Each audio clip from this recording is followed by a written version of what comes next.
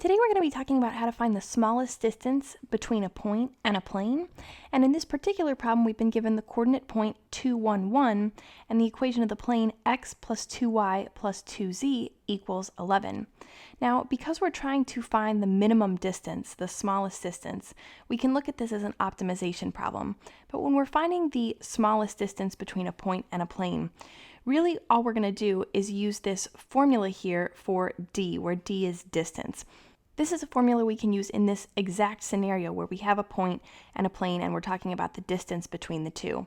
So when we recognize that we have that kind of a problem, what we're looking for is the equation of the plane in this format here, ax plus by plus cz plus d is equal to 0, and a particular point where we have the coordinates x sub 0, y sub 0, z sub 0. When we can identify those values, we can plug them into our formula for d, which is going to give us the smallest distance between the point and the plane. So the first thing we need to do is match up the values in our point and plane with a, b, c, d, and x sub 0, y sub 0, z sub 0.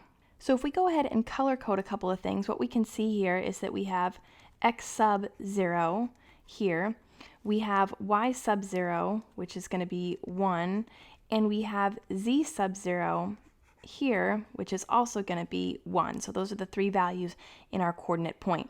Then we can also look here at the coefficients in our coordinate plane equation, and what we see is that the coefficient in front of the x variable here is 1, so that's going to be equal to a. We have the coefficient in front of y, which is 2, so that's going to be equal to b. And we have the coefficient in front of z equal to 2, so c is going to be equal to 2. Now notice here that we have plus d, which is supposed to represent our constant, but our constant is over here on the right-hand side. So all we need to do is take this constant, subtract 11 from both sides, we get 0 over here, and we get minus 11 now over on the left-hand side. So notice that the equation of our plane is equal to 0. That's what we want on the right-hand side, equal to 0. And now we can say that d is going to be equal to negative 11. It's really important that we include that negative sign so that we get the correct answer. And if you have a negative value in front of any of these coefficients on x, y, and z, we're going to want to include that negative value as well. So now that we've identified a, b, c, d, and x sub 0, y sub 0, and z sub 0, we can plug them into our distance formula. So for d, we're going to get d equals the absolute value. Notice we have these absolute value bars here. So we have the absolute value of a times x sub 0. Well, we know that a is 1, and we know that x sub 0 is 2, so we plug those in.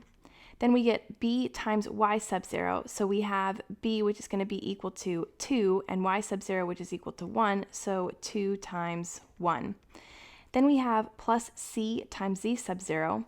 c is equal to 2, and z sub 0 is equal to 1. So we get that there. And then we have plus d. So we have plus a negative 11 because we know d is equal to negative 11. So we've got our absolute value bars. And then in the denominator, we have the square root of a squared. Well, a is 1, so we have 1 squared, plus b squared. b is 2, so we have 2 squared, plus c squared, where c is 2, so we have 2 squared here. And now it's just a matter of simplifying this as much as we can. So we're going to get d is equal to the absolute value of 2 plus 2 plus 2 minus 11, all divided by here the square root of 1 plus 4 plus 4.